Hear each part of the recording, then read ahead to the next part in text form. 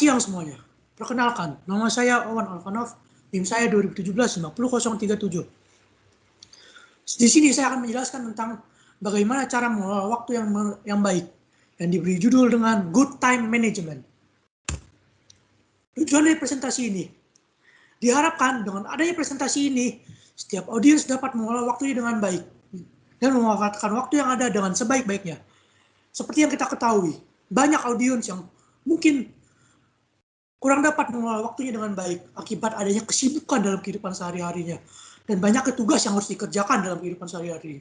Oleh karena itu, dengan adanya presentasi ini, audiens diharapkan dapat memanfaatkan waktu yang ada dengan sebaik-baiknya dan membagi pembagian tugas dengan sebaik-baiknya.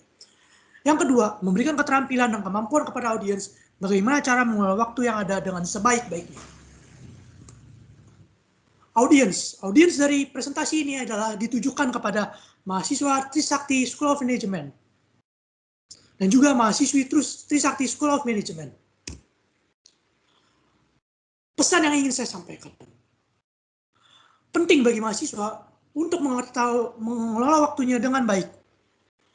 Karena seperti yang kita ketahui, mahasiswa banyak tanggung jawab yang harus dikerjakan. Baik itu tugas ataupun pekerjaan rumah dan pekerjaan-pekerjaan lain yang harus dikerjakan selain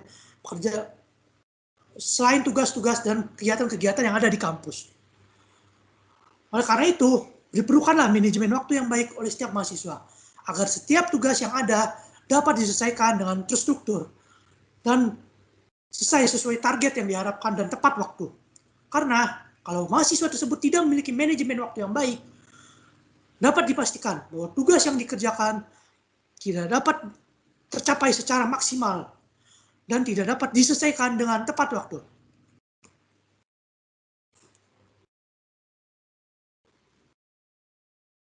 Mengapa mahasiswa itu harus mengelola waktunya dengan baik?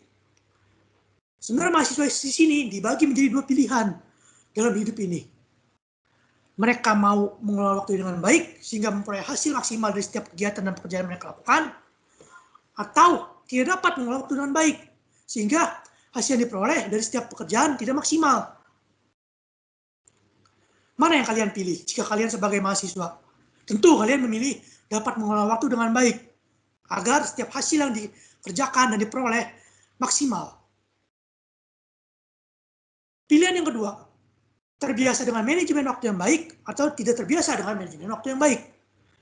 Mana yang kalian pilih? Tentu semua orang ingin memiliki kebiasaan yang baik dalam manajemen waktu. Sehingga setiap tugas yang dikerjakan ataupun setiap aktivitas yang harus dikerjakan dapat selesai dengan tepat waktu dan dapat memperoleh hasil yang maksimal. Dan tidak ada pasti orang di dunia ini yang tidak terbiasa dengan manajemen waktu yang baik, tidak mau. Pasti setiap orang mau memiliki manajemen waktu yang baik dalam hidup ini. Yang pertama, apa itu? Saya akan menjelaskan tentang konten dari presentasi saya. Yang pertama, apa itu time management? Seperti yang kita ketahui, waktu saat ini berjalan begitu cepat. Dari hari ke hari, jam ke jam, menit ke menit, detik ke detik, serta dari tahun ke tahun. Time management sendiri dapat diartikan sebagai pengelolaan waktu yang baik dan memanfaatkan waktu dengan sebaik-baiknya sehingga dapat memperoleh upaya ataupun hasil yang maksimal dari setiap pekerjaan yang kita lakukan. Yang kedua, manfaat apa sih yang didapatkan dengan time management? Dengan kita melakukan manajemen waktu yang baik, maka manfaat yang didapatkan cukup banyak. Di sini saya akan menjelaskan beberapa. Yang pertama, tugas-tugas yang kita selesaikan dapat selesai secara tepat waktu. Yang kedua, hasil yang diperoleh dari tugas-tugas tersebut bisa mendapatkan hasil yang maksimal. Karena kita sudah merencanakan dari jauh-jauh hari dan mengerjakan tugas tersebut dari jauh-jauh hari. Sehingga dapat dipastikan bahwa hasilnya pasti maksimal karena perencanaan itu sudah dibuat dari jauh-jauh hari sebelumnya. Selain itu, manfaat time management yang ketiga adalah kita dapat enjoy dan juga tenang dalam menjalani hidup ini. Tidak diuber-uber istilahnya, tidak dikejar-kejar oleh tugas, tidak diburu-buru oleh berbagai macam tugas yang harus kita kerjakan. Sehingga kita dapat merencanakan semua itu dengan tenang dan baik. Bagaimana cara mengelola waktu dengan baik? Ada beberapa cara. Yang pertama, membuat perencanaan dari setiap aktivitas yang kita lakukan, seperti agenda ataupun penjadwalan terhadap tugas-tugas yang kita kerjakan. Yang kedua, setelah jadwal itu dibuat, kita merealisasikan jadwal tersebut dan buru-buru mengerjakan tugas itu dengan maksimal dan juga dengan kemampuan yang kita miliki. Yang ketiga, setelah tugas tersebut diselesaikan dan jika harus dikumpulkan, maka segeralah untuk mengumpulkan tugas-tugas tersebut agar tidak tertunda dan tidak terlupakan pada saat hari-hari selanjutnya, sehingga hasil yang kita peroleh juga maksimal. Kisah sukses orang yang menjalankan waktunya dengan baik, seperti yang kita ketahui, banyak orang-orang di luar sana, seperti pengusaha-pengusaha sukses ataupun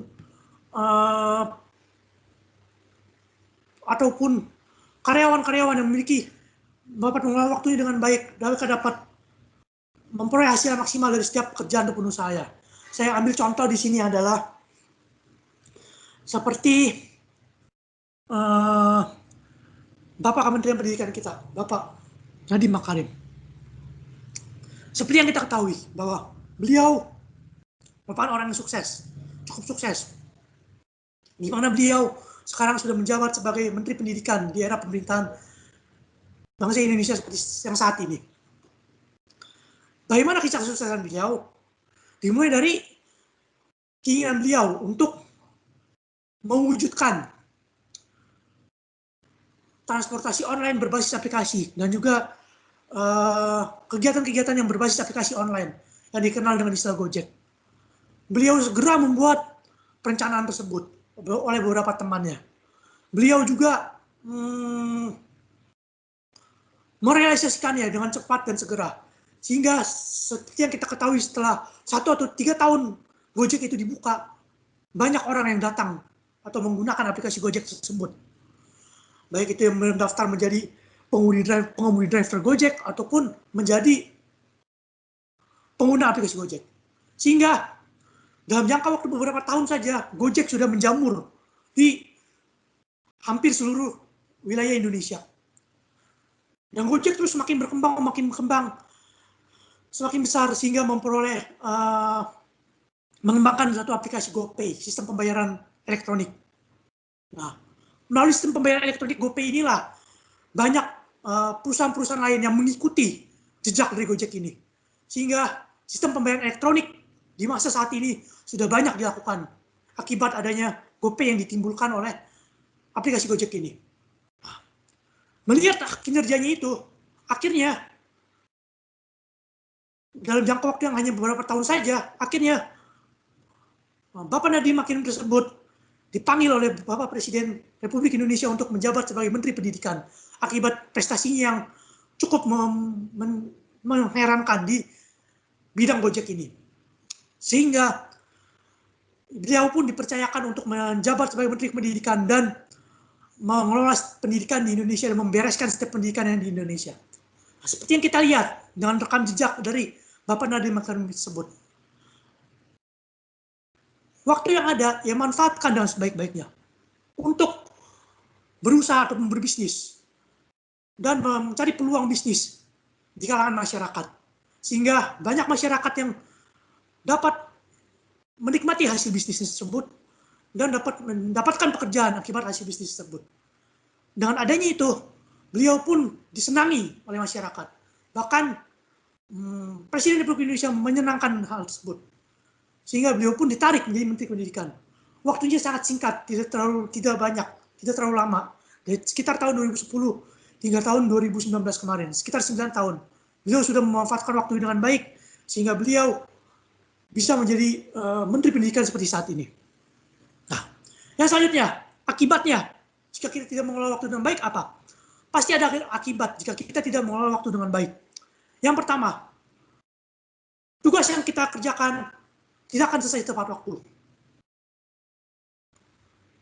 Dan hasil yang kita peroleh dari tugas-tugas tersebut tidak dapat maksimal. Karena dikerjakan dengan terburu-buru dan dengan deadline yang mepet, maka dapat dipastikan hasil tidak maksimal. Dan juga itu akan berdampak pada psikologis kita secara tidak langsung. Kita bisa mudah stres, kita bisa mudah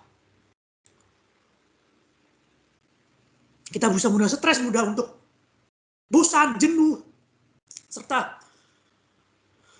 merasakan berat terhadap tugas-tugas yang kita lakukan. Nah, selanjutnya saya akan menjelaskan tentang bagaimana saya mengelola waktu dengan baik. Saya sudah mencoba untuk mempraktekkan untuk mengelola waktu dengan baik ini. Mulai dari tugas saya di rumah, sebagai anak dan sebagai mahasiswa, saya sudah mulai membiasakan diri untuk mengerjakan dan menyicil setiap tugas yang sudah diberikan. Bahkan dari seminggu sebelumnya saya sudah kerjakan. Dan juga saya kumpulkan secara tepat waktu sehari sebelumnya ataupun beberapa hari sebelumnya. Selain tugas-tugas, saya juga sudah mulai membuat perencanaan tentang apa tugas-tugas apa saja akan saya buat. Mulai dari tugas yang termudah sampai tugas yang tersulit. Selain itu, saya juga sudah mulai mempraktekkan disiplin waktu. Dengan bangun pagi, dengan waktu makan yang teratur, waktu berkuliah yang baik dan teratur, dan juga waktu tidur yang teratur, sehingga dan saya sudah membuktikan dengan adanya manajemen waktu seperti itu, tugas-tugas saya dapat selesai dengan tepat waktu. Dan juga tidur saya mencukupi, serta makan saya juga mencukupi, sehingga tidak terjadi keterlambatan dalam mengumpulkan tugas ataupun kebingungan dalam mengerjakan setiap tugas yang diberikan kepada saya, walaupun tugasnya itu sangat banyak. Nah, cara mengelola waktu dengan baik, nah, seperti yang saya sudah singgung tadi, yang pertama dapat kita lakukan dengan cara menyusun jadwal perencanaan melalui buku agenda dengan waktu-waktu tertentu. Misalkan pukul sekian sampai sekian saya melakukan apa, pukul sekian sampai sekian saya melakukan apa. Setelah melakukan perencanaan, apa yang harus kita lakukan? Mengerjakan perencanaan tersebut. Jika perencanaan tersebut tidak kita kerjakan, maka tidak ada gunanya. Nah, karena itu, caranya adalah mengerjakan perencanaan tersebut dan mempraktekkan dengan maksimal. Sebisa mungkin dipraktekkan dan disesuaikan dengan apa yang sudah kita rencanakan tersebut. Saya mempraktekkan, bisa juga kita melakukan evaluasi. Setelah perencanaan tersebut dilaksanakan, kita bisa juga melakukan evaluasi terhadap perencanaan tersebut. Evaluasi yang dilakukan adalah evaluasi terhadap apakah waktu yang sudah digunakan sudah tepat waktu, apakah kinerja yang dihasilkan ataupun hasil yang didapatkan sudah memuaskan, apakah pekerjaan yang kita lakukan sudah diselesaikan dengan baik. Evaluasi dapat dilakukan dengan ketiga hal tersebut. Dari hasil, dari pekerjaan yang dilakukan, dan juga waktu yang kita gunakan. Oke, yang terakhir saya akan tutup presentasi saya ini dengan kata-kata quotes. Waktu itu diibaratkan seperti aliran air, di mana terus mengalir dan terus berjalan, tidak henti, dan tidak ada yang dapat menghentikannya. Dan ada suatu peribahasa bagus yang saya pernah dengar, yang berbunyi seperti ini. Kita tidak dapat menginjak suatu aliran air yang sama untuk kedua kalinya. Dan saya maknai peribahasa tersebut diibarat sebagai berikut. Aliran air yang sama itu diibaratkan seperti waktu, di mana kita tidak dapat menggunakan waktu yang sama untuk kedua kalinya. Artinya, jika waktu yang sudah terlewatkan, ini tidak akan dapat kita manfaatkan lagi di saat ini. Oleh karena itu, pada saat waktu itu masih ada dan masih bisa dimanfaatkan, manfaatkanlah dengan sebaik-baiknya. Karena waktu yang sudah lewat tidak akan bisa untuk dikembalikan lagi dan ditarik ke masa kini.